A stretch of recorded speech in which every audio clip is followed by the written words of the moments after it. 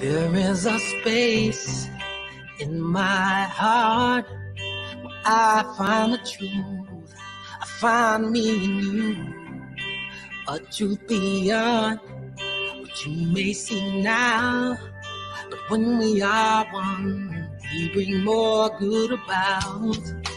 No matter who or what you call yourself or where you come from, yeah. There is a place in this world with open arms right now. Welcome to love, welcome to peace, welcome to our community. Be who you are, let your light shine. We're so much more when we unite. You are welcome here. You are welcome here. I see with new eyes, allow and unfold. Embrace and let go. Trust the flow. There's a freedom in love when you follow your heart. Together we are stronger than we could ever be apart.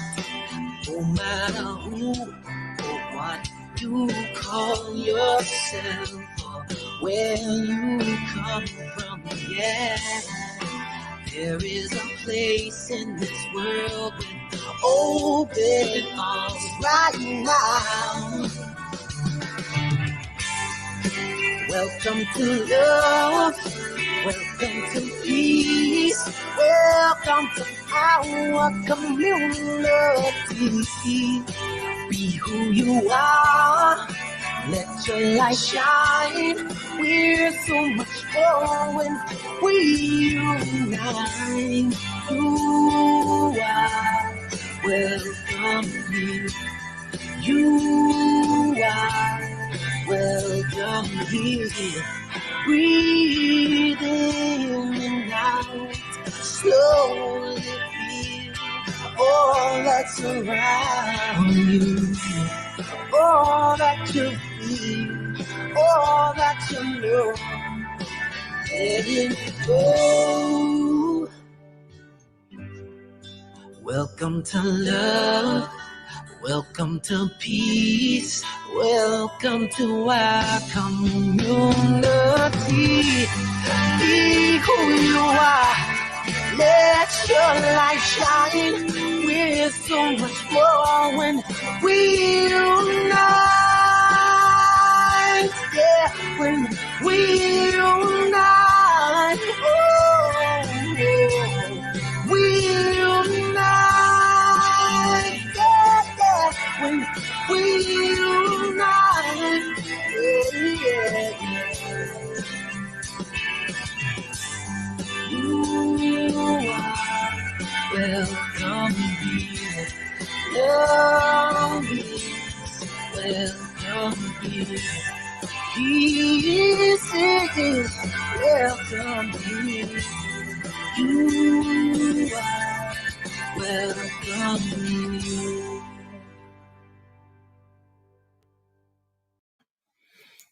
Yes, indeed. You are welcome here.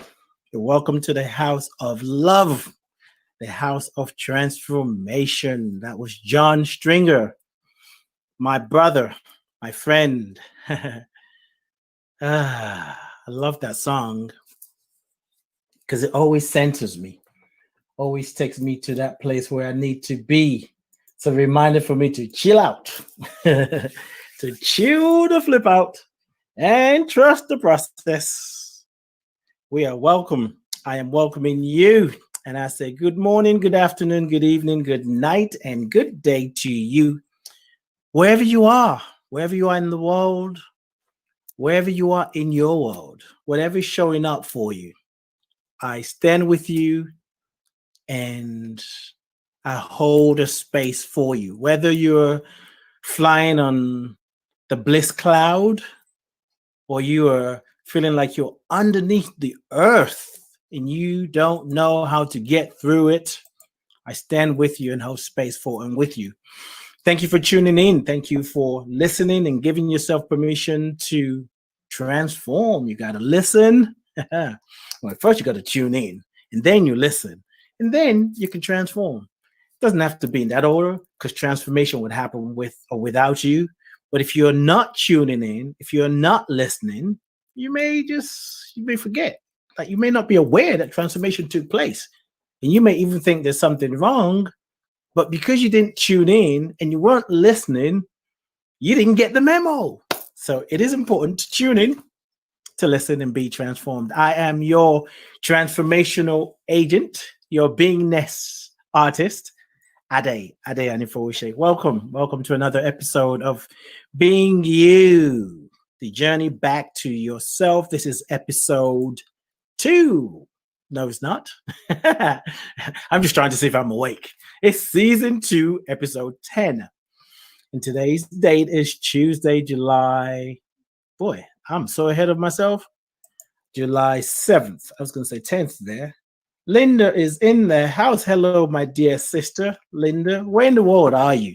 Michelle is in the house. Oh, my peeps are in the house. Thank you all for being here. Yeah, maybe you can share where you're listening from. Maybe share what you're doing, having breakfast, maybe lunch, dinner, or maybe you're already in tomorrow and you want to tell us what tomorrow looks like. Is joy really coming tomorrow? Maybe in the next week. I don't know. Mbadi, I hope I saved your name right. From South Africa. Yes, you are. Johannesburg. Thank you for being here. Being You, the podcast, is a platform to support you in taking a look at yourself, to take a look at how you see yourself, because that's important. That's important. You want to see how you see yourself in the world, how you see the world in you. Well, how you see yourself in the world and how you see the world in you. Because it's so easy sometimes to see ourselves separated from the world. And especially in times like this, where some of what is going on is just too painful, frustrating, hard, difficult. We want to see ourselves as separate from that. We may even do some kind of spiritual bypassing or some, no pun intended, whitewashing. But maybe I did mean the pun unconsciously. We don't want to look at what is really happening. So we come up with all this fancy talk about what a way for us to save in us from feeling what we need to feel, or that we have in our affirmative prayer we've asked for us to feel, because you can't heal what you don't feel. If you want to heal, you got to feel, you got to deal with it in order to heal it. And when it shows up, sometimes people say, no, that's not what I want to look at. Nope, don't show me that, God. I don't need to see that. Nope, that's not the answer I want. And life is saying, I don't know what to tell you. This is the answer. Take it or leave it. And Linda is from St. Petersburg in Florida. Thank you for being here, my dear sister. How was the meditation this morning? Have you done your meditation yet?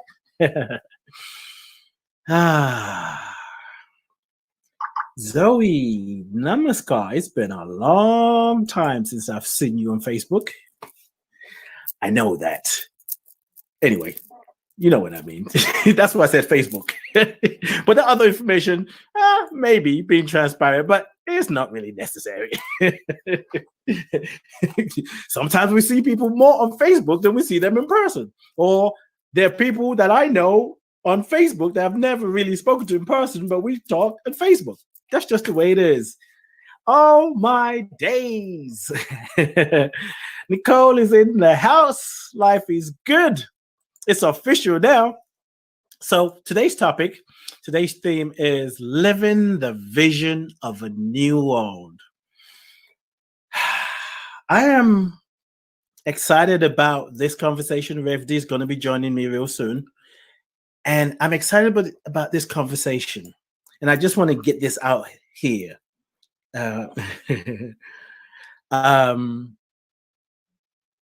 as I've been okay, so here's what happened. I've been excited about this topic, and I'm excited about it. Let me try and slow down because I see myself going fast because I'm so excited. So when the Spirit gave me the title, I was like, oh yeah, this feels so good. I messed around. I don't know if I messed around. Every now and then, quite often, I go on YouTube and see, what YouTube is suggesting for me. What YouTube thinks I need to watch. Some of those things are like, nah, not today. Not watching that. Nope. I'm healing. I'm healing myself. And then I saw a video, which I won't tell you what it is, particularly the title, because, well, let me just say this first. See, some conversations are best had when you're with your group, okay? And I don't know how to say this without putting anybody on blast. But I watched the video and it made me sad a bit. But I had to sort of recenter myself, first of all, by stop watching it and listen to music. And what I find is what I know to be true is when we generalize, sometimes we can make mistakes. And I had to remind myself not to go by what I'm hearing these people share, but, we got to look at the particular. And that's what this show is about. My dear friend and sister and mentor and midwife is one of the things I love about her. She gives you the general, she gives you the big picture of it. And then she just tweaks it right down so you can see how you can apply it in your life. So there is no hiding unless you choose to. Living the vision of a new world. Rev D, let me tell you a little bit about Rev D, and then I'm going to bring her on because I'm really ready to jump into this conversation. Most of you know, because you've listened to the show, you've been listening to me for, I don't know, at least 10 years, if not more. I've been doing radio for over 20 years. But anyway, Rev D, Reverend Deborah L Johnson, Reverend Dr. Deborah L Johnson. I saw the vision before that happened, and I spoke it into existence. Hang with me, you might get a new title. Rev D, we call her. She is a lifelong social justice activist with a passion for healing social, political, and cultural divides. Founder of Inner Light Ministries, board member of the Pachimama Alliance, and founding member with Michael Bernard Beckwith of Agape International Spiritual Center. She is powerful. She's amazing. Her heart is so big. She just by showing up, she calls me up. She doesn't have to tell me anything. Like, wow, when I grow up, I want to be like Rev D. And then she goes, you know what? I'm like, what? You're already grown up. I'm like, oh, man. She's the author of The Sacred Yes and Your Deepest Intent. And I will keep telling you, if you don't have it, go get it. If you're asking what's going on in the world today, your deepest intent, Sacred Yes will answer it. If you feel like you want to deepen your spiritual understanding, the Sacred Yes, your deepest intent it's just perfect for it. And I'm not just saying it because I know Rev D, and I am saying because I know her and who she is to me, but the message in those books are life transformative. Let me tell you where you can find her social media platforms and website. Website is Deborah, DEBORAH. Yeah, that's the H. Don't forget the H, ljohnson.org. Social media platforms, you can find her on a Facebook page, Reverend Deborah Johnson. And that's one word. I think I got to double check that. Let me double check that. On Instagram, Reverend Deborah, one word, Reverend Deborah, REV Deborah L Johnson on Instagram, and at Deborah_Rev on Twitter. Let me bring her on and I'll just confirm that. Thank you, India, for posting that on here. I'm bringing her on. I'm excited to have this conversation. And I love you, Rev D. Oh, I love you, my brother. I love you. I'm so grateful for you. And there are things that I see, that I watch, that I read, that gives me hope. But you give me hope and give me tools to apply the hope on a daily basis. And I'm so grateful that I know you. I'm so blessed that I know you. Well, thank you for what you do. It's been a journey. And he ain't over yet. He ain't over. Party's not over. Oh boy, Rev D. All right, let me jump in. I just want to make sure I give the right handle for your what is it, for your Facebook page. Yeah, it's all good. Yes, I want to, because I said so. That's Yeah, it's one and a business one. Yes, I'm going to give it the business one, which is REV Deborah Johnson on Facebook. Yeah. All right, great. All right. Let's rock and roll. Let's rock and roll. Let's rock and roll. So the topic, the title, the launching pad is Living the Vision of a New World. Mm-hmm. And I think, it's important. I know that it's important to lay a foundation. And the foundation must be solid. I would go as far as to say, this vision of a new world and being able to live it is an individual thing. And when it comes to this, you've been doing a lot. So particularly in the area of race relations, you've been doing a lot. And I haven't even been in all of them, but it's a lot. So what I want to first ask you, because this is important as we live the vision of a new world, how are you taking care of yourself? What spiritual practices are you using to keep you standing and being able to keep speaking the truth that wants to be expressed? Well, that's a good question.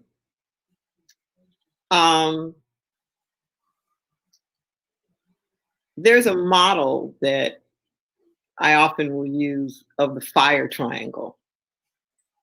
And anytime that you want to keep something going, whether it's a movement, whether it's a relationship, your career, your own sense of vitality, the fire has to be going. Yes. And the fire has three elements that cannot be substituted for one another. It needs heat, it needs fuel, and it needs oxygen. Okay.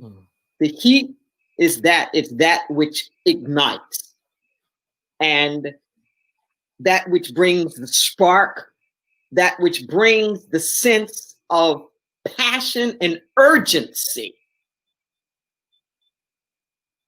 The heat isn't always necessarily something that's pleasant. Pain pushes until vision pulls. The heat just may be the discomfort of the moment. Be careful before you try to remove the heat. The youth often play the role of heat. That's kind of their role. The agitation, the come on now, let's take this up a few notches. Why are we sitting around with yesterday? The fuel is that which is sustaining, that daily nurturance, the wax on, wax off, the caring, the fundamentals, the daily practice. And the air is the oxygen. The oxygen is the air, is that which inspires, is that which is transcendent, is that which allows you to breathe and to see things new and to fan the flames. So I make sure that in my life at all times, I've got those three elements going. That which is the daily kind of nurturance, the food, that which uplifts and inspires, and that which keeps my feet to the fire.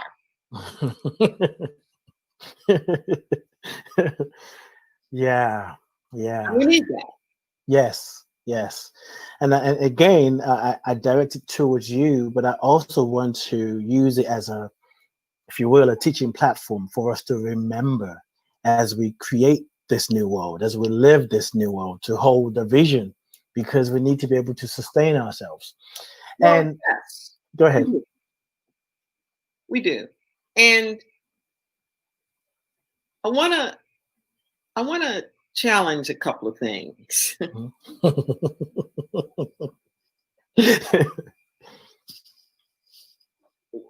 One is the notion of new,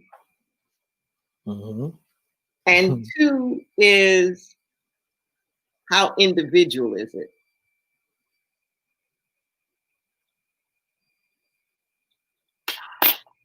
Life is about healing.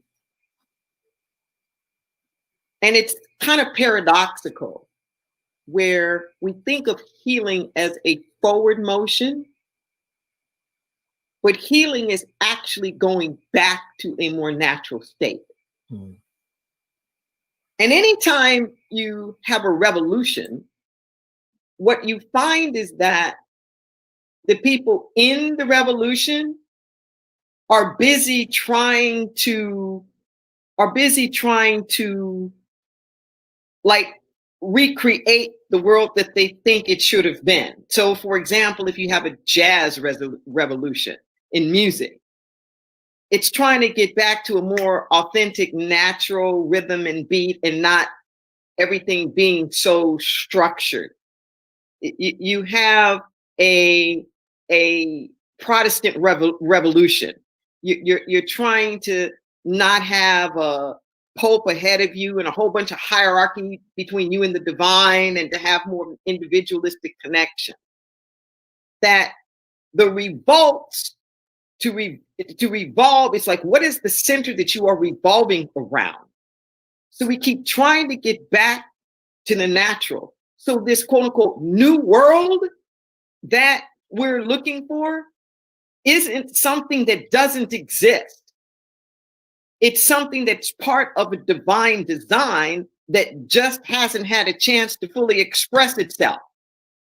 See, it's very different to think that what exists today is what is, and we're now trying to create something other than the quote unquote reality of what is today. It's the other way around. It's that there is a divine purpose. There is a divine way. There is a divine design. There is an interconnectedness, a sacred interconnectedness of all life. And that our goal is to get back to that place of the sacred interconnectedness, a divine order that is transcendent of our opinion, a divine order that's actually transcendent of even our will, so that we have a sense more of aligning with something that's pre-existing, as opposed to taking a blank slate and trying to make something out of nothing. In scripture, Jesus gives the commandment to seek first the kingdom of God and all of its righteousness, it says in the King James Version, and all things will be added. This kingdom of God isn't a kingdom that belongs to God. First off, this word kingdom refers to a realm in which everything is provided for. That was the job of the kingdom. The kingdom was like the government that was making sure that all of the subjects of the kingdom had their needs taken care of. So this is this place of fulfillment of God, inspired by God. It says in all of its righteousness, but the word literally is justice. All of its justice. If you seek first the kind of world that would exist, that's taking care of everybody and all of the justice that comes along with this, make this your highest priority. Not just you, but all of you. Make this your highest priority, and then all the material things will come. We do it backwards. We're busy chasing after material things, and then when I got enough material things, well, then maybe I can think about some justice. But it's the other way around. So this place of alignment is a place of a collective agreement, a place of a collective surrender to be the highest that we can be according to our natural divine design. That's extraordinary. Now, what makes it individual is that each person has to do their fair share in holding up the mantle, so to speak. Each person has to do their fair share in keeping the hope alive, in keeping the faith alive, in actually doing the work that's necessary in order to bring their own selves back into alignment. It's kind of like that old Chinese proverb about, you know, if everybody sweeps their front porch, all the front porches will be clean. Right. So you got to do your part. But this vision, what brings it into manifestation is when two or more are coming into agreement. There is a synergy that happens when we collectively set our minds on something. So we have to shift our collective mindset from the doom and gloom to putting our collective mindset on the possibilities of divine order and right action. I love how you took all the questions that I have for you and just blew them out the window. So it's just you and I right now, making up the questions as I go, listening to you. It's like, oh, can't ask that. can't ask that one. Okay, you have to rethink on the spot. Okay. But see, this is important. This is important. And I want everybody to really hear this. Take a breath. I love the way that my friend Lynn Twist puts it. Author of The Soul of Money and one of the founders of the Pachamama Alliance. She has a Soul of Money Institute. Been on Oprah, you know, the whole 9 yards. And not only, she says, what you appreciate appreciates, for one thing. And she says that our problem in life is not our unanswered questions. It's our unquestioned answers. The problem is our unquestioned answers, the unexamined assumptions that we're walking around with. If this were a math problem, and I know not everybody knows math, but for somebody, this is going to hit home. You can't solve an equation with all variables. There has to be a constant somewhere. And too often what we do is we make the problems in our life the constant. That's the constant in the equation. That it's just the way that it is. And we make the divine right action, divine order, that kind of thing. We make it the variable. Like maybe it'll happen, maybe it won't happen. Whatever. But we've got to flip that. We've got to flip that, where the constant in the equation of our life has to be right order, divine order, infinite wisdom and intelligence, that we are not living in a haphazard universe. Like, take that as the given. And if that is the given, then the problems are the variables. The problems is what's kind of going sort of maybe iffy, it's going to change, it's the transitory. Don't make the divine the transitory in the equation of your life. Yeah. Make it the steady, where everything else revolves around that. It's not flipping and changing, redefining itself, its value because of this thing or that thing. It is. And you let everything else float around that. I'm just saying. Yeah, you did. You just said. You sure did. I'm processing. I'm getting them like, yeah. Now I got to say something, but I'm not ready yet. I'm still. Ooh. So hopefully I'll make sense. I want to go back to what you said about this whole thing about new. And as I understand it, and I can really say that when I heard the title, I did see new as something that's yet to come. Mm-hmm. And you just took my glasses off and put another one. It's like, can you see clearly now? I'm like, yeah. So what I'm seeing clearly now is what is happening now in society, whether it's COVID, whether it's the fight for injustice, or just the places like in Nigeria, South Africa, there's cases of rape just rampant, and people are just saying enough is enough. So it's fair to say then that the new that we're going back to is revealing all the things that were in the way that caused us not to see the new that already exists. So really the shift, I'll be respectable, the shift is coming to be seen so we can have a clear system, right? Yes. I love the way that Lao Tzu puts it in the Tao Te Ching, where it says, in the pursuit of knowledge, every day something is added. In the practice of the Tao, like living in harmony with existence, every day something is dropped.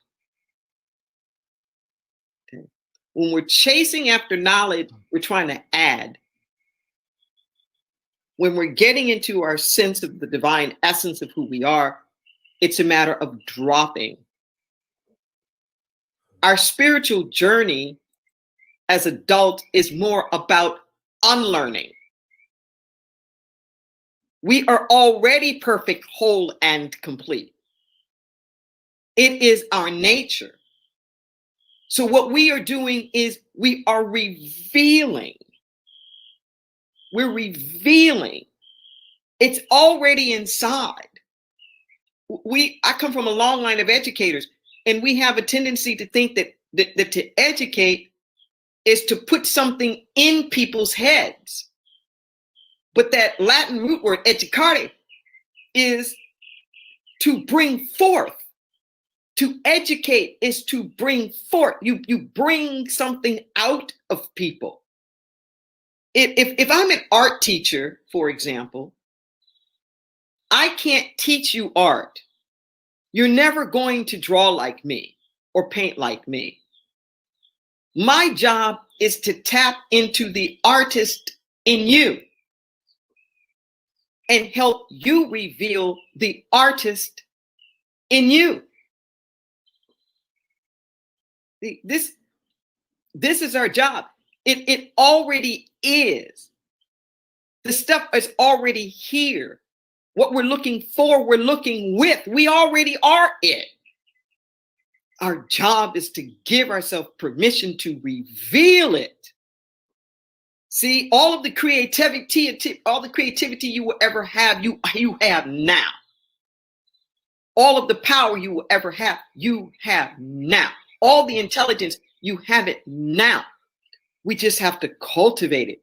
We just have to reveal it. We just have to let it come forth. But it's already there. It needs our affirmation. Because when we keep claiming that it's not there, then we're not respecting it. We're not nurturing it. But it's there. It's kind of like what happens in the wintertime. I was marveling at that yesterday, even.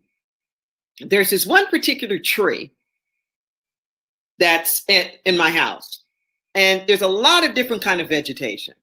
I have these huge, huge oak trees in the back that are just, evergreen. They're just solid, boom.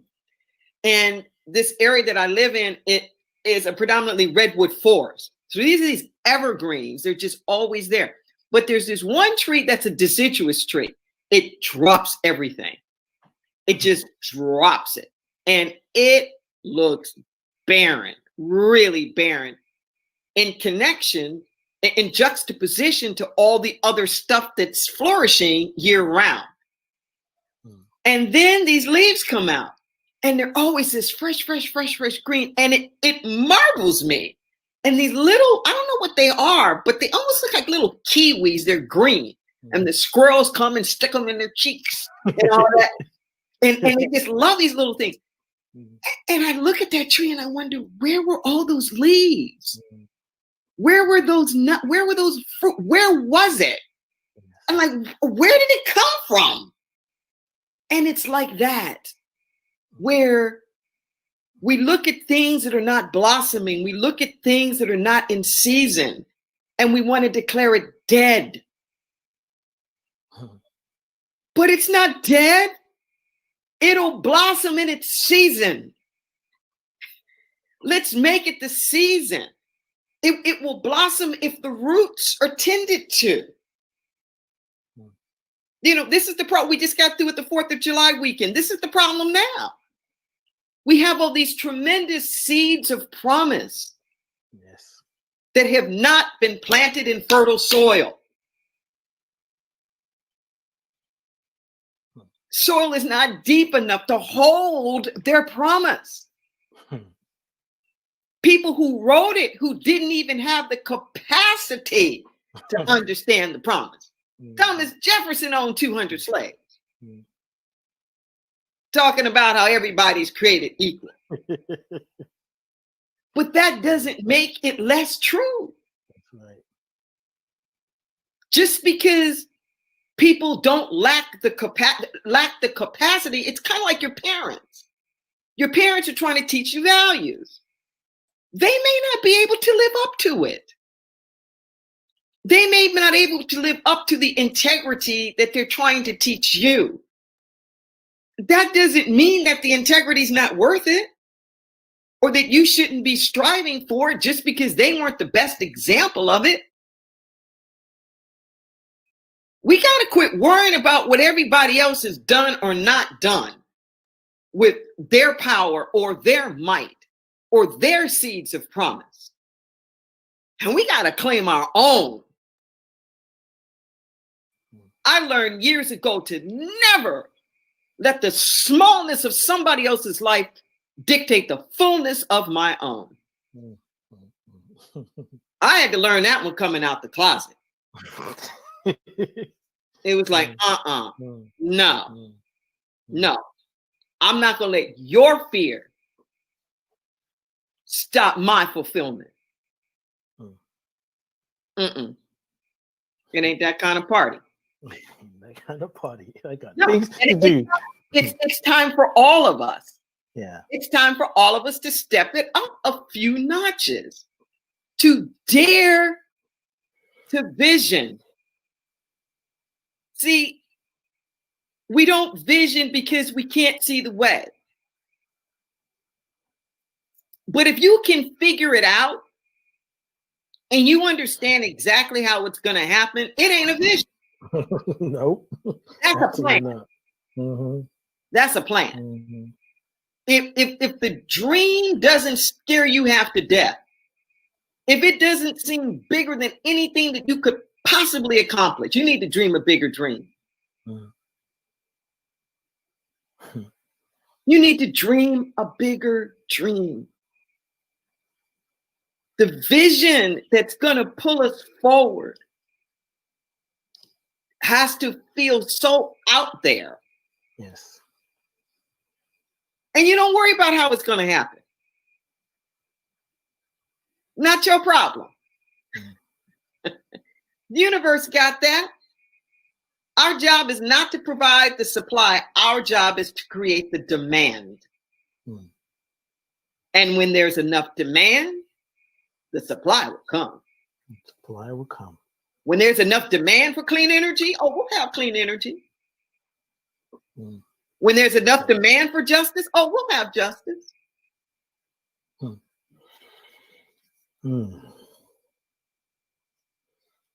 It's about the demand, baby. Whew, that's taking me different places. So speaking of power, I'm going to ask you two questions. And the first one, it would be what it is. But the second question will more speak to power. So so you're talking about power, right? And have been part of some of the presentations, workshop that you've been doing, facilitating, been a host on. And the ones that I've been to, maybe not, you've been doing a lot. I've probably done maybe about 5 or so. you are sometimes maybe one of 2, 3 Black people in that space. And where there's like 200 people all together. And sometimes you're the host, you're the main one doing the speaking and speaking this truth. What do you tap into to get you to stand in your power to, in a way, it could be looked at you telling white people what to do, but you're teaching, you're sharing truth. That's the first question. And there's a reason I'm joining them together. No, I won't join them together. Let me just stay with that first. No, I'm not going to join them together. Well, that's a good question. 2 for me, because you've been knocking my questions out. let me start backwards first. When the teacher is ready, the student will appear. When the student is ready, the teacher will appear. Yes. I can't worry about who's coming to listen or not.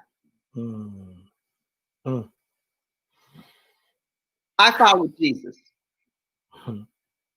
He who has ears to hear, let him hear. Jesus spoke to everybody. The Jew, the Gentile, the Greek, the Samaritan, the Ethiopian, anybody. The tax collectors, the Pharisees, the harlots, everybody. He who has ears to hear, let him hear. So people are hungry. Yes. And it's not my job to determine who the message is going to be for. So that's the first thing, is the ones who most need what you have will show up. This to me is a marketing principle that I've used all my life. Most of my life has been in entrepreneurial endeavors, where I'm not chasing after clients. I'm providing a good service, whatever that is, a good word, a good message, a good facilitation, good whatever. And knowing that the ones who are most in need of that will make their way towards me, because the good you seek is seeking you. The good you seek is seeking you. So that's number one. Number two, I believe that there has to be a balance. Just as when I was talking about the fire triangle, that we all need some heat, we need some fuel, we need some oxygen. I've mentioned that I think that we need to deal with things on the demand side and not just the supply side.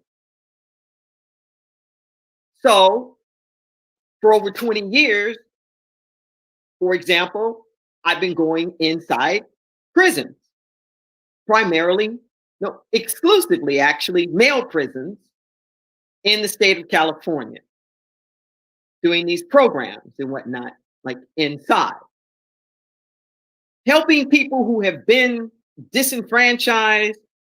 I just had a call today with my board chair, who's also head of our prison ministry, or co-chair of our prison ministry, about one of our original guys from 20-something years ago, who's out as well. So there's like five former lifers that we worked with that are all out, that we stay in contact with and have these, like good relationships with. Right. And I do what I can on that end to help with the whole mass incarceration, like those who have been incarcerated, and giving them hope and inspiration and believing in themselves and creating the situation for them to come out and be the all that they can be.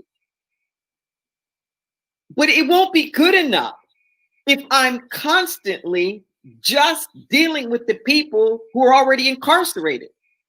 The question is, why do we do so much mass incarcerating? Yes. What is the demand for that incarcerating. See, what's behind that? Who can change that from the most systemic level? Yeah.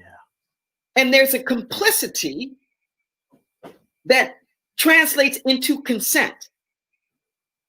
There's an ignorance, there's a tacit enabling of all of these systems and structures. So I'm dealing with the white people to help dismantle that. See, Black people, we've been marching in the street. I'm from Los Angeles. I've watched LA go up in flames, I don't know, 5 times maybe. I remember my 20-year reunion with the Rodney King stuff, high school reunion. The city had just gone up in flames in 92 over Rodney King. And we were looking at each other like, shoot, it went up in the Watts riots. It went up over Martin Luther King Jr. Now it's over Rodney King. Like, what the? Yep. But you know what? Now it's white people marching in the streets. Right. Yes. Now white people marching in the streets talking about Black Lives Matter. See, and in subcontext is them saying white supremacy's got to go. Right. See, it's one thing to say a Black life matters and another to say white supremacy got to go. But it's going to take white people to say white supremacy got to go. Yes. It takes white abolitionists to end slavery, not just Black refugee slaves. You know, it's going to take men to say male supremacy got to go. Yes. To hold men accountable for that. That's when it's going to change.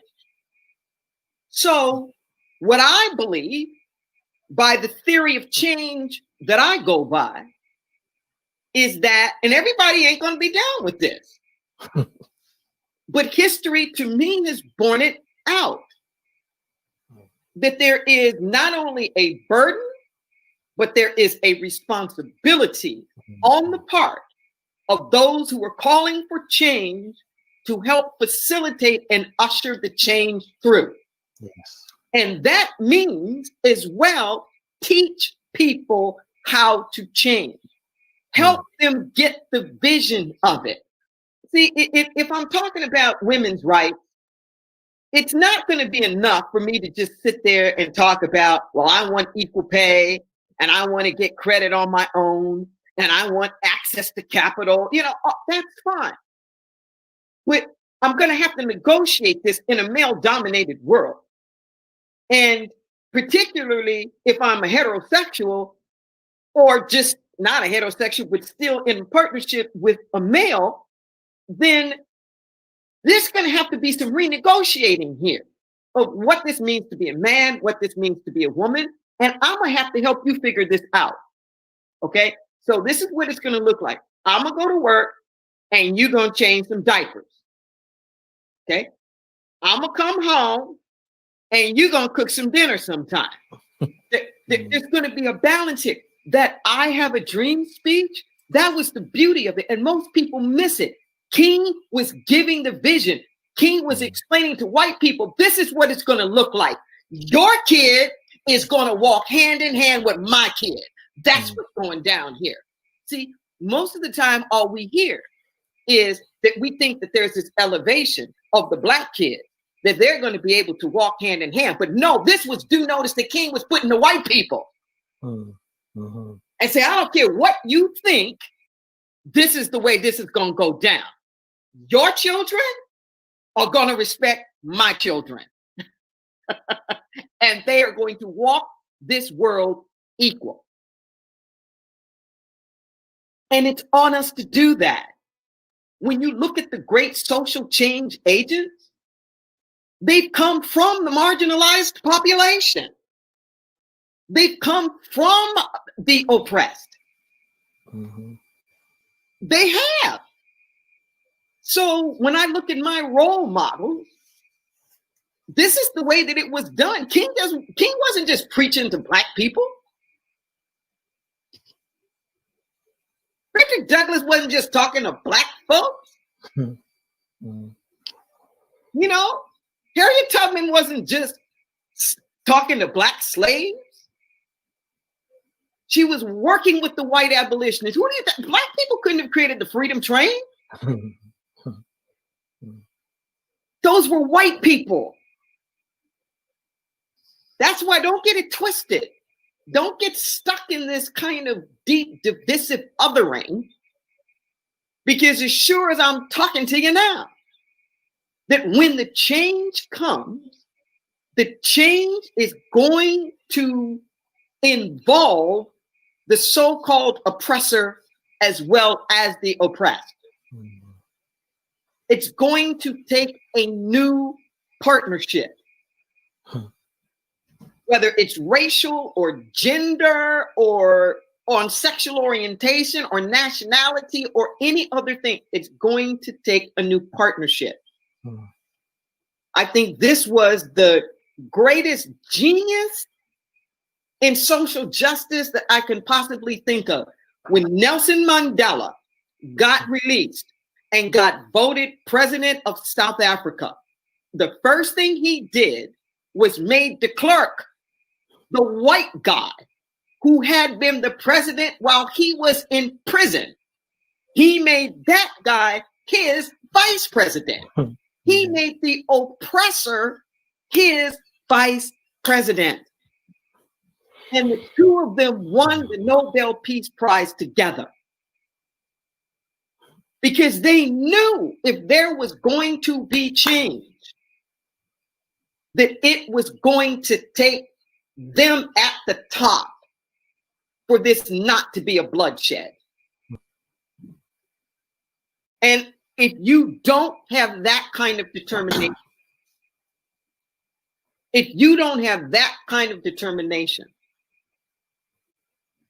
to convert, your so-called enemy, to use the soul force of unconditional love.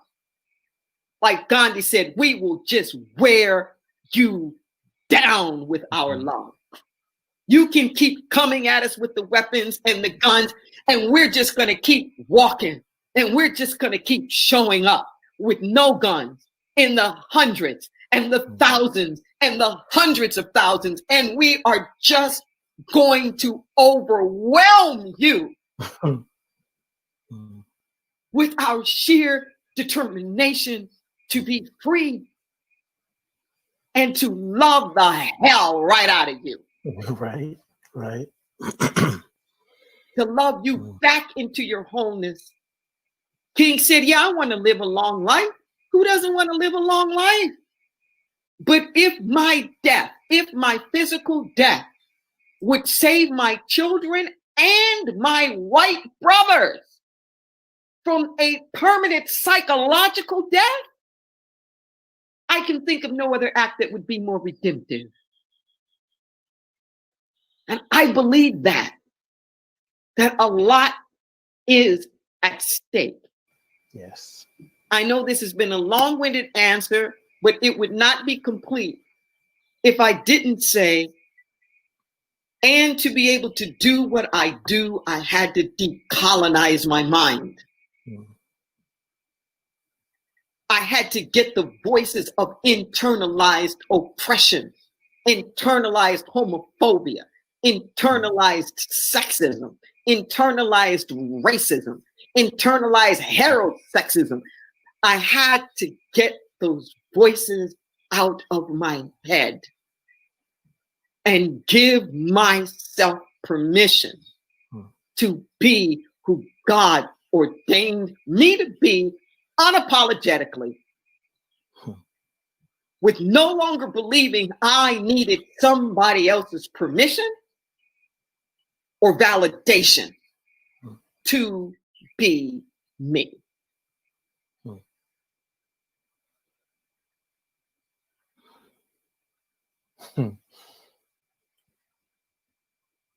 what you just shared, I feel that at the deepest part of my being. And I feel like the next thing I'm going to ask you now seems very basic, and I also believe it's important. How did you get those voices out of your head?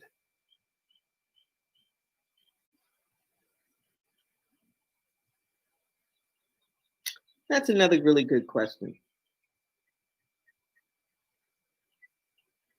And that's probably the wrong phrase,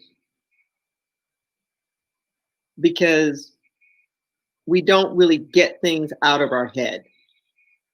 You can't unthink a thought. You can't unring the bell. We drown it out. We supplant it. We overpower it. We silence the voice by having another voice that's louder. It suppresses it. It represses it. Kind of like how antibodies work in the virus. They don't kill the virus, they render it neutral. So it just can't do anything. It's laying dormant. So I had to flood my head. I had to flood my head with truth, with goodness. The books that you mentioned earlier, they're actually prophetic messages, these spirit downloads that come in the form of a letter. And about 100 of them in a series now called Letters from the Infinite. And The Sacred Yes is Volume 1 and Deepest Intent is Volume 2. And it took a recalibration, affirmation, a loving of myself, constant visioning, imagining who I might be and what I might look like, of surrounding myself with positivity, of developing a willingness to be the first, deepening my connection to God, so that became more important to me, and remembering who I am in spirit.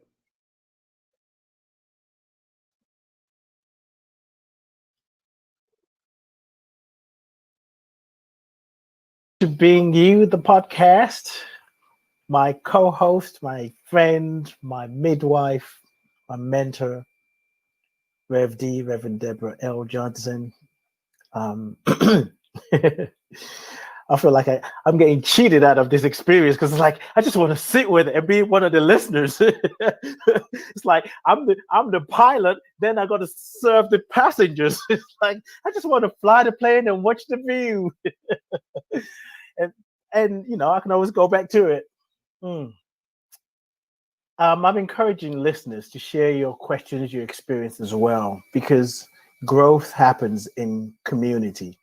You know, sometimes it's easy to be in our own head or afraid to share what we're thinking, but the fear that we're carrying that we don't want to share is what needs to be shared so that we can release it. So yeah, you can share, those of you on YouTube, there's chat room there, as well as on Facebook. And Rev D loves questions, and you know, because you never know what you're going to ask. And that's the beauty of it. And sometimes, I know this is true for you, Rev D, like when someone that you don't know, or just the questions itself, they take you to places that you didn't even think about. And it's like, it just takes you really deep. So you're contributing to the show with your questions and your comments as well. Just want to invite you to do that. You know, when you said we grow in community, it reminds me, and I'm having a senior moment now, her name is blanking out. It'll come to me in a second. There was a woman, and we had her here at my center. She wrote a book called Burning Down the House. And it was a whole treatise about a movement to stop solitary confinement for juvenile detention. So in our juvenile halls, to stop the use of solitary. And I love the way that she put it. She said, rehabilitation happens in context of community. Yes. That rehabilitation happens within context of relationship. Mm-hmm. And that outside of relationship, you can't have the rehabilitation. Yes. So the growth that we need to be able to have the social justice, to be able to live the vision of the new world, has to happen within context of relationship. Mm-hmm. Yes. So there was a second question I had for you earlier. I'm going to park that. Trustfully, we'll come back to it. But I want to go to when you talk, speaking of relationship and community, the oppressor and the oppressed coming together. With that foundation, oppressed and the oppressor coming together to bring about the change that it's seeking to be expressed. What would you say to people who are saying, I'm done teaching white people? They see how we've been killed here and they come up with another argument about something different. I'm exhausted. I can't do it. Well, I can appreciate that. And it's not for everybody to do. It's like the fire triangle. Maybe you're oxygen, maybe you're not heat. Maybe you're fuel. Everything isn't for everybody to do. Okay. Because in order to do this piece that I'm talking about, you have to really believe in oneness. You can't be in an othering state. And when you really believe in oneness, you leave no one behind.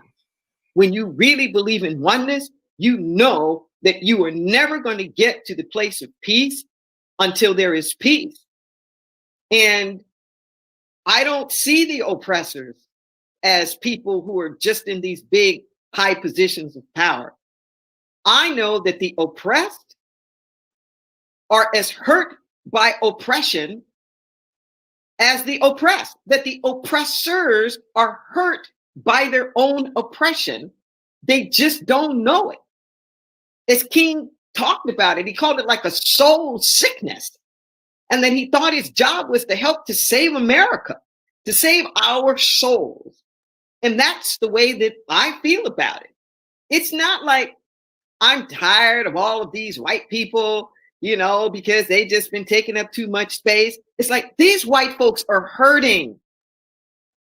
They are hurting. They have forgotten who they are. When I saw Chauvin's knee on George Floyd's neck, I didn't just see a cop. That isn't what I saw. And I felt like it got confirmed when I found out that George Floyd was a 6'6", 245-pound black man. And Chauvin was a 5'9", 155-pound white male. 9 inches and 90 pounds between them. When I saw the knee on the neck, and the relentless not getting up, what I saw was a hunter. That's what I saw.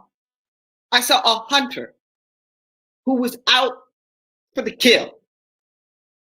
And I think this is really important because we can talk about bears' lives matter, deer's life matter, tigers' lives matter, from here to eternity. But the bigger question is, why do you have to hunt? You're not going over there and killing these deer and bear because you hate them. You're killing them because there's some incredible rush that you get, some kind of sense of superiority that you get by dominating and taking their lives. You think that makes you bigger. What within you is so small that something else has to die for you to feel bigger? See, that's a soul sickness. Yes. Because it wasn't just that Floyd was losing his humanity. Officer Chauvin wasn't living in his. And this irony that his name is Chauvin, the very root word of chauvinist, which is to dominate and to consider oneself superior. It's in his name. It's like these epic proportions. Classic. Yeah. I couldn't be a healer if I didn't have compassion for that and want to heal that. Yes. Where would I be? Who would I be to my calling? So I get it. Everybody's not called to be a healer. This thing called oneness is not for the faint-hearted. But I do know this: as long as there is othering, as long as there's some reason why you're just done with these other people, it's like a script. And you hold the space for it to be you again. It's like families that have a so-called black sheep in the family. Goes on for generations. Because it's a script and the way that it's designed. I believe in oneness. That means no exceptions. So it doesn't matter if I'm trying to exclude them because I think they're superior, or whether they're trying to exclude me because they think I'm inferior. It's the secluding itself. It's the segregating itself. It's the othering itself that is the problem. As it says in conflict resolution in my book, in The Sacred Yes, that conflict is not over differences. Differences don't cause conflict. It's polarization around the differences. Yes. And the problem that we are having now is the deep polarization. And it doesn't matter who feels that they are self-righteous enough to look down the nose at somebody else. Stop looking down the nose. You're not that much better than anybody else. God doesn't love you more. God loves everybody. Can you? Can you? That's when we will have the radical transformation. King says, I don't want to kill white people. I want to live next door to them. This isn't about, will the real bad person please stand up? We all need to heal. We all need to heal. When I'm working with white people, I'm not just trying to help their feelings. I am rocking their world, helping them to see you've been oppressed too. We don't get it. All of the Jim Crow laws and all of that, that wasn't just against black people. A white person suffered the same penalty for breaking one of those laws. You got hung. Your house got bombed. Yeah, a black person would get killed for learning how to read. But guess what would happen to the white person who taught him? All of the laws were made to keep everybody in line. And in order to enforce them, everybody had to be living under the same fear. Law said, no, I couldn't get the job because I was black. But the law also said, you as a white person can't hire me. So it's controlling who you can hire, not just whether I can get a job.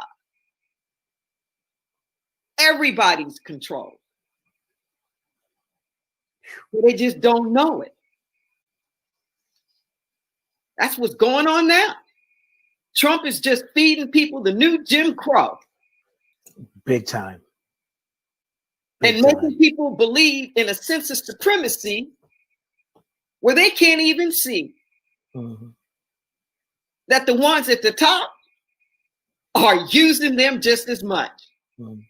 King used to tell, he used to befriend people in the jail, the jailers, and he'd get to talking to me and say, well, how much money you made? And he said, you need to be marching with us. You're one of the poor people we're marching for. Exactly. You don't even understand how this stuff is impoverishing you.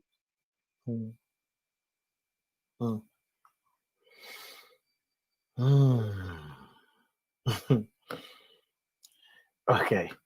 So I love you, MD. I feel like when we do the shows, you just massaging the let me see the erroneous thought out of my brain. Just like, yeah, over there, right there. Ooh, yeah, it's gone. And I just have to wait long enough for the next statement or word to come up so I can make sense. So the name is the name of the lady you're trying to remember, Nell Bernstein. Yes. Okay. Thank you, Christine. Yes. Yes, Nell Bernstein. You said this, I had to write it down. I mean, this whole show, we could. She's the author of Burning Down the House, the book about ending solitary confinement in juvenile detention. That's crazy. Yeah, she's that's beyond crazy. In California, yeah. Putting kids in juvenile detention, putting them in solitary confinement. That's putting anybody is crazy. But you know what's crazier? Yeah. In the state of California, and we're not that far off from everybody else, we spend $225,000 a year to lock up a youth. $225,000. We can't find $10,000 to give him an education. We spend $66,000 a year to lock up an adult.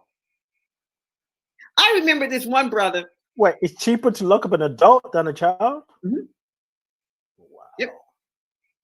Because children have to have all of these other specialists and education and all these different things that are supposed to be for their nurturance. Now, yes. Now you know. Well, don't even let me get into that. Now you know the kids are not seeing the benefit. Of course not. For that amount of money, you could set the whole family up. Yes. You could treat the whole neighborhood. But isn't it interesting? We've got enough money to lock them up, but we don't have enough money to feed them and care for them. We keep them out. We've got enough money to imprison the adult, to make sure that they got a job, that they are working for nothing, for slave labor, and then they get out and can't get no job. They can't work. They can't even get a job doing the job that they did when they were incarcerated. And then they say they don't want to work, even though you've enslaved them by imprisoning them, and they can't even vote. They're not being responsible. It's crazy. But here's the thing, and this is part of the thing I'm trying to get through to the white people. This is your money. How much money do you make? These are your tax dollars, supposedly to protect you. Right. This is done on your watch with your money to protect you. And I'm bringing this up now is that this is what's behind the whole defund the police movement. It's not people are saying we don't need any cops, but it's saying that we have so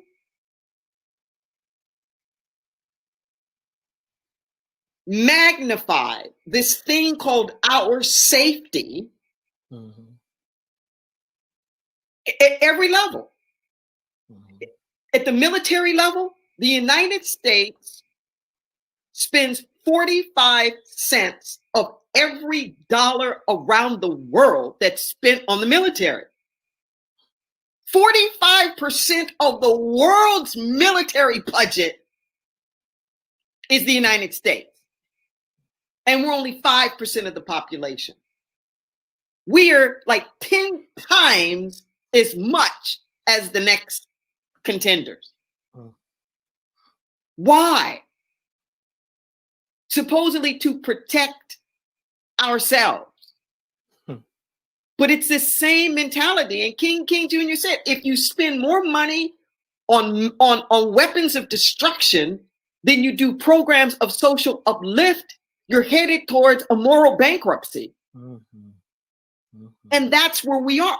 Where we value, we spend more money, whereas a guard will start off in the six figures, and we can't give a teacher $35,000. Right. Right. No. No. And I will continue to raise my voice. I don't look at it as, oh, I'm just so weary and, I'm tired of these white people, blah, blah. We're all in it. We're all complicit. And we're all either coming out together or we're going down together. There's no other. When I think of 45 cents every dollar for military defense, it's me ask, what are you defending against? And why do you think you need that kind of defense? Is it because of the atrocity that you've committed and you don't want the chicken coming back to roost? So you put, the birth of a nation on for people to be afraid of Black people. So then when you say to people, some people who think, oh, well, that's $225,000 of my money to protect me, then they get sucked up in the madness and not recognizing that literally they've been sucked dry. Because it's all military, it's all privatized. Yeah. That's what's crazy is that the money that we spend on prisons counts as a credit. It shows up as a boost to our general economy. Just like the money we spend on healthcare, being sick counts as a plus in our economy. Because that's more money to the hospitals. This is more money to these prison industrial complexes. We've got this all wrong. We have it all backwards. If we're going to have a vision of a new world, you measure your vision up against things. You have images of possibilities. We need new bottom lines. We need to measure other things. In countries that are really doing well, they have happiness measures. They have wellness measures. The companies that are really doing well, they have environmental measures. The impact, they have measures on the employees and how happy and pleased the employees are to work. These are things that we have to pay attention to and value. One of the things that I predict is going to happen out of this COVID-19 shutdown is I think some of the things that we have devalued because we have associated them with the feminine and a wholesale denigration of the feminine, whether it's female people perceive feminine work, the earth perceived as feminine and how she gets raped. Things like teachers. I think folks have a lot more respect for teachers now. Yes. Now, Yes. now that they've had to homeschool. I saw this little meme where this guy was saying that he used to jump bad with his son's teacher, saying, "Hey, you don't know my son." And he said, "I don't know my son." He said, like, sorry, my bad. I bet teachers start getting a little bit more respect. Caregivers and what it really takes to like be there and nurture, they're going to start getting a little bit more respect.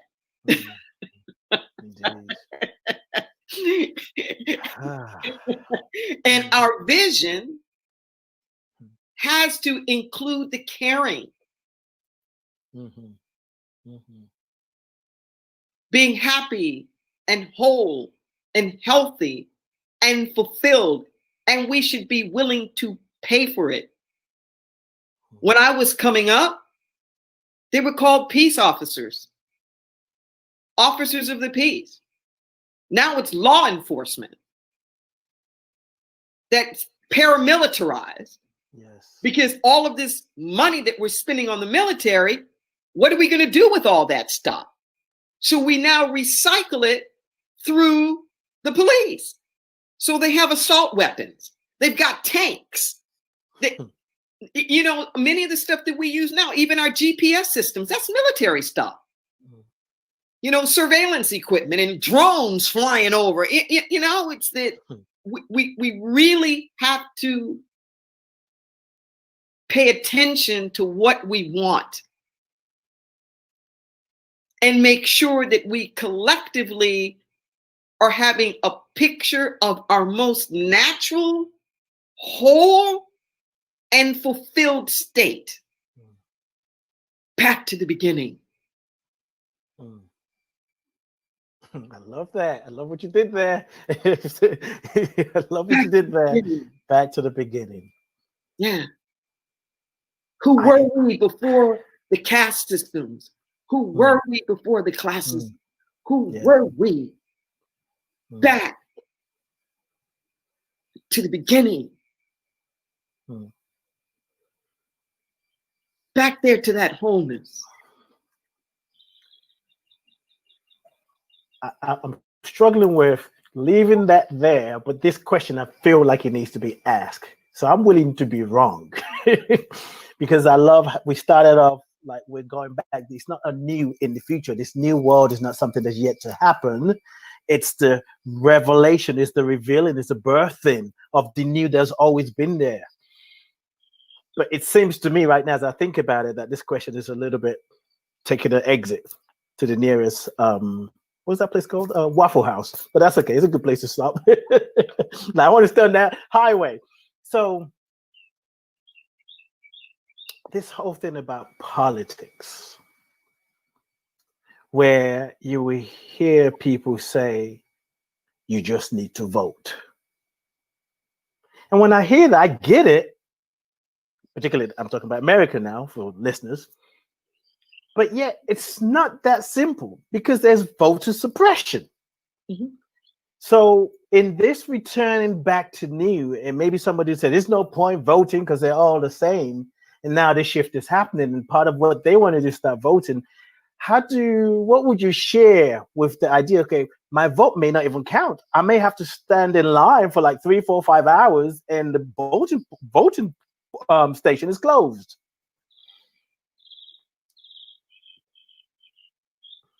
Freedom's not free. Mm. And if the worst you got to do is stand in a line,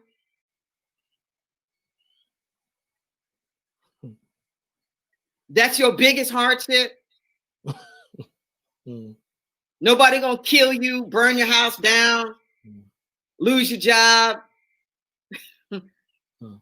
The things that we have fought so hard for and died and shed blood over, the right to govern.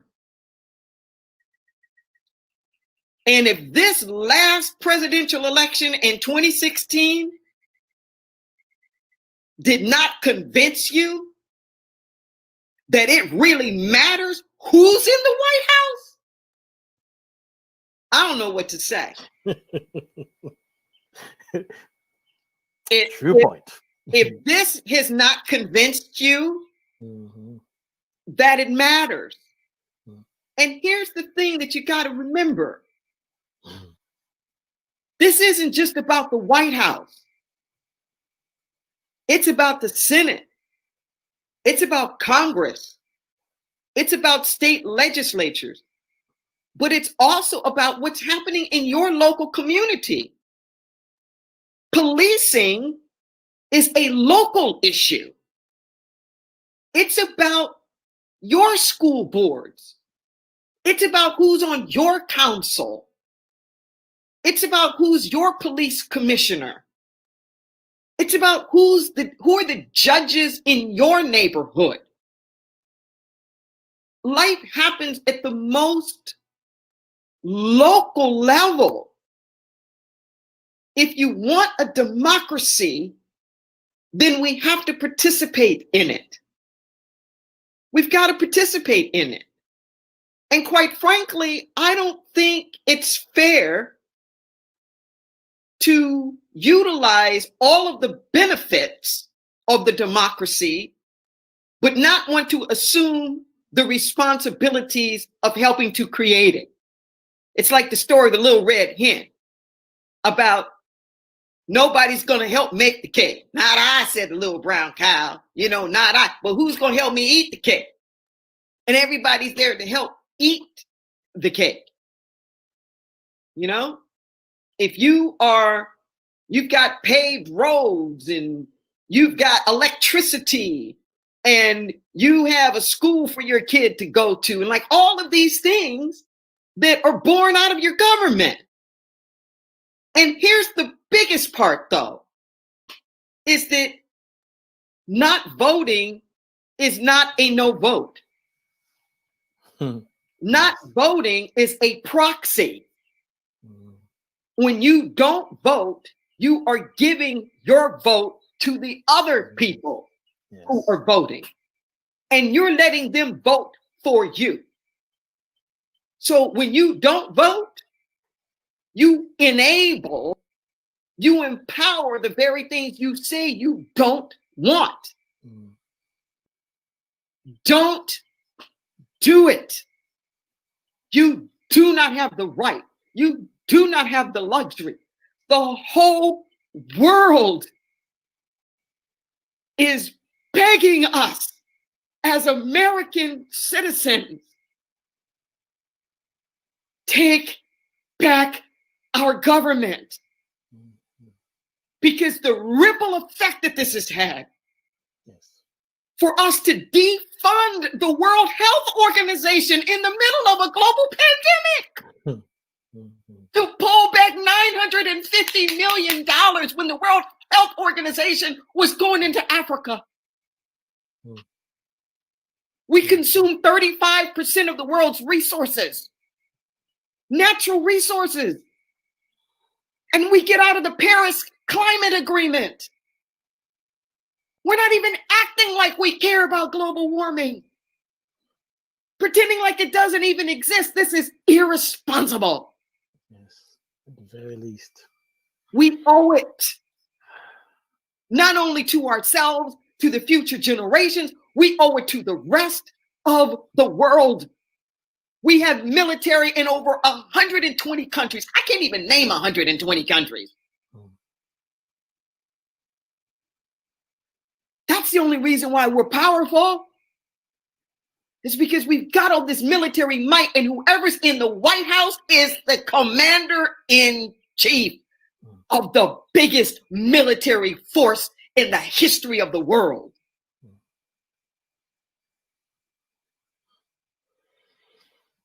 It is your responsibility to vote. You don't have the luxury not to.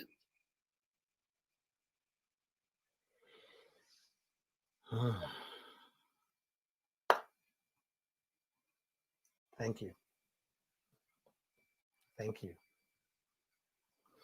Thank you for who you are, for speaking truth to power and power to truth, and using your voice, your wisdom, your insight, your intellect, everything about you to return us back to ourselves.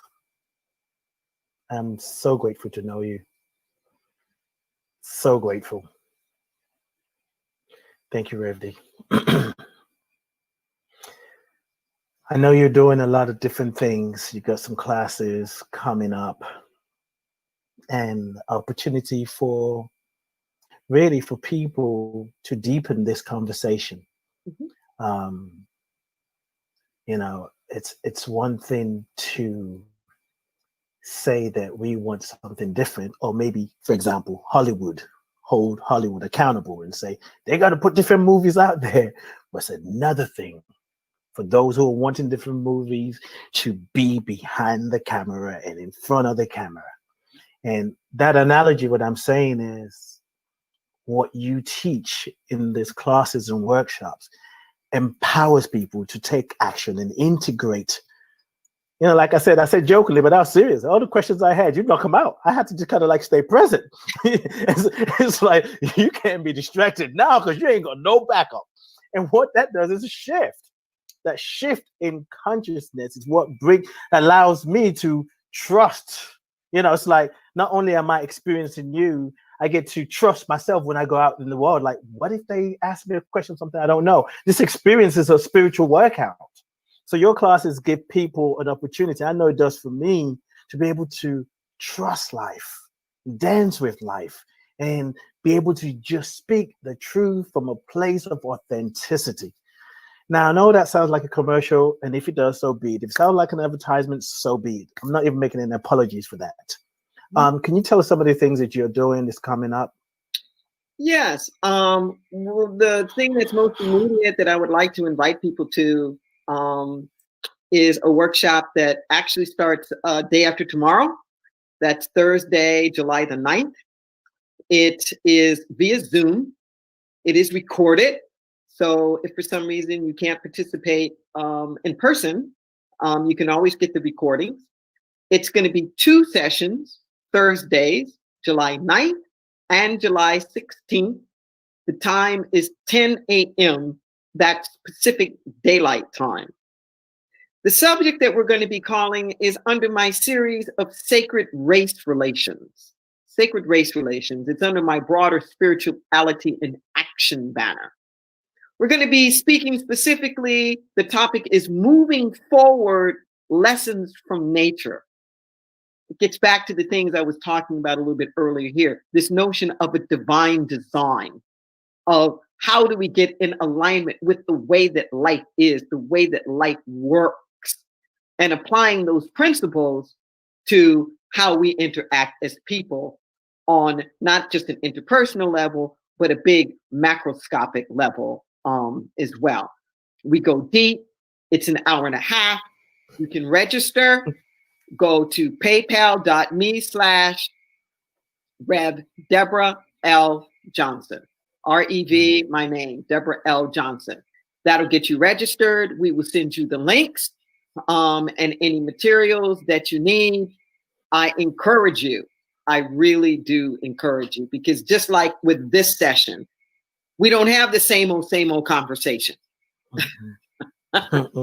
This is about how do we recalibrate and help you find your own answers by helping you shift the way that you are conceiving the issues in hand. Yes. That's my mentor. You want to talk to her? Talk to me. Yeah, and you can find all this stuff on Facebook. I encourage you to go there. There's a new podcast channel that's being created right now of Nice. a lot of the things that I've been doing. And thank you, Ade, for helping, with that team. Literally just check me out on social media, and we always post the things that I've already done. And check me out on YouTube as well, either with Inner Light Ministries or my YouTube channel. Right. And the Facebook page is at Rev Deborah Johnson. REV Deborah with an H Johnson. So you can find all the information there. She's on Instagram as well. Rev D, thank you. Thank you. Always good. Yes. Blessings to everyone. Keep hope alive. Keep hope alive. H-O. Keep your heart open. Peace, stand in possibility, and each day engage. Heart open, possibility, and engagement. That's our way through. Thank you. All right. Thank you. Life is good and is getting better. And we got this. We can do this. I am signing off. I love what Rev D said here, which I think we can all ponder on this. What in you is so small that someone has to die for you to feel big. And it's not just about, I don't want to say just, but we can relate it to the murder of George Floyd. But when we are doing things like that out of hand, there's so much for us to grow into, and the time is now. Well, I'm going to wrap this up. I'm not going to play this song. You just have to Google it, John Stringer, because I want to talk to my mentor behind the scenes. I know she's busy, but I want you to know that I love you, I bless you, I appreciate you, and I thank God for you. And I thank you for being part of this conversation. And at Inner Light Ministries, when the service ends, there's an invitation. And the invitation is, take this consciousness and multiply it. Take this consciousness, the expansion, the awareness that you've come into, and multiply it through your actions, through your thoughts. Prove it to yourself that is true. Peace and blessings.